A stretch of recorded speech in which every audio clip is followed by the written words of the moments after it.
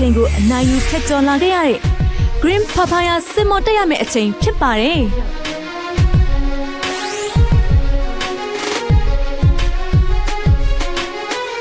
아우 이쁘다. 나 깜짝 놀랐어. 오 세상에 너무 이뻐졌네. မင်္ဂလာပါရှင်သမီးတို့ကတော့ Green Papaya ဖြစ်ပါတယ်ရှင် 와우အရန်ကိုပြောင်းလဲသွားတာပဲကဲဘလို့လဲဒီမှာပြောလားဘာတွေတိုးတက်လာပြီလဲ အခုကအဖွင့်နဲ့လောက်တာဆိုတော့ဒီ team work လေးတွေဘယ်လိုလုပ်ရမလဲဆိုတော့တင်ယူရတယ်ပေါ့နော်ပြီးတော့အကတွေအစိုးတွေပေါ့နော်အများကြီးပညာရခဲ့ပါတယ်လို့ ဒီနေ့စနေချက်မရက်ခေအထိအချို့အခုလေပြောင်းများခဲ့တဲ့ Green Papaya ပထမဆုံးချင်း mission မှာ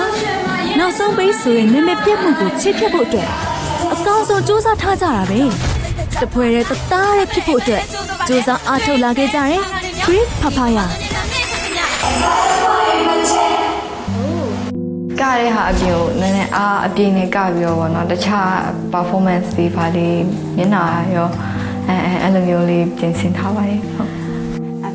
ယုံကြည်ချက်ရှိရဖွဲ့လုံးအောင်လဲယုံကြည်ရဖွဲ့လုံးအတူတူလုံးနေအတူတူကြိုးစားနေ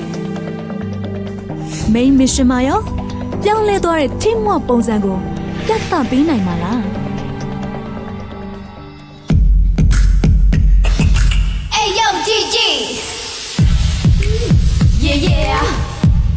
ဒီကောင်လေးမဟုတ်လားအားလုံးဘာကတိတိကောင်လေးဒီပဲကောင်လေးငါရှိခုံးခဲ့ပြီအမလားကဲ Oh my la ငါနဲ့တွေ့ပြီးဆုံးကြည့်ရရုပ်တလုံးနဲ့ခုနတဲ့ကြောင်လေးလို့ရအောင်တတ်တယ်ခုခုဖွင့်ပြောကြည့်ဟန်ဆောင်နဲ့ကွယ် Sky ဖွင့်ရွက်လုံး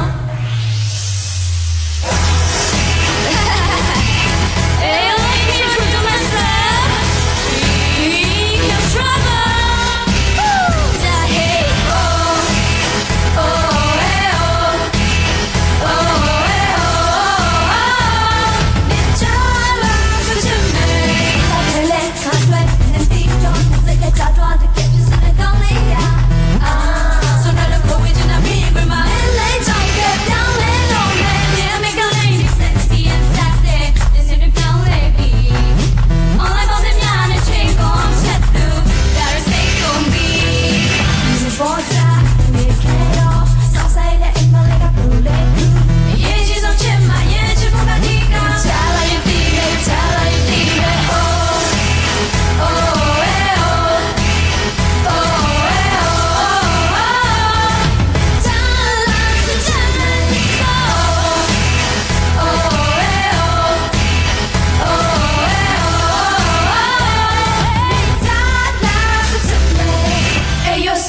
Let me put it another way.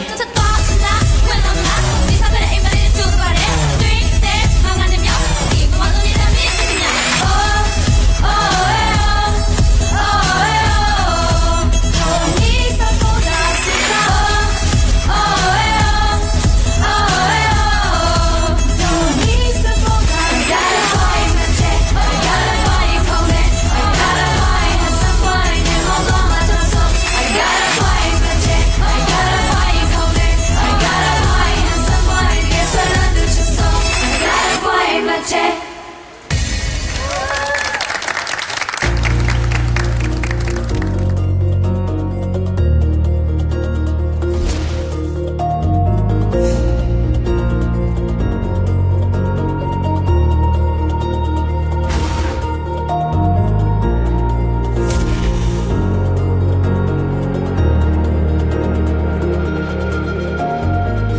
네, 그린 파파야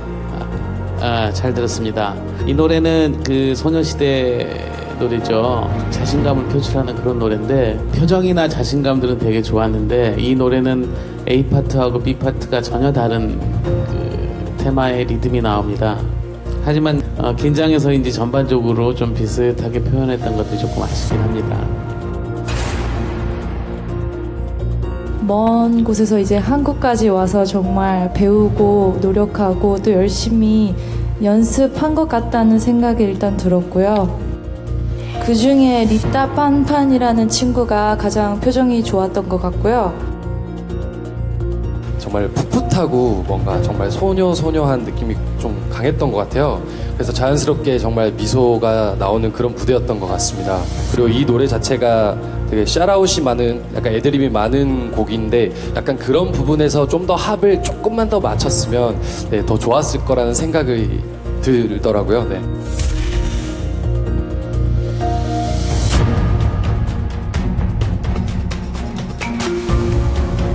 ညီမလေးတို့ရဲ့စူပေါင်းစူးစမ်းမှုတော့မချီးကျူးပါတယ်ညီမလေးနေချီနွေးရဲ့ Not Bluetooth ရဲ့လီတာပန်ပန်ရဲ့ကတော့ထူးထူးခြားခြားတိတိတတ်တာတိုးတက်ပြောင်းလဲလာတာကိုမှတွေ့ရတယ်နောက်ညီမလေး၃ယောက်ကတော့အရင်ကြီးထူးထူးခြားခြားကြီးအရင်တိုးတက်ပြောင်းလဲလာတာမျိုးကိုမတွေ့ရသေးဘူးဆိုတော့အဲ့မှာနှစ်ချမ်းလေးနည်းနည်းကွဲသွားသလိုဖြစ်နေတယ်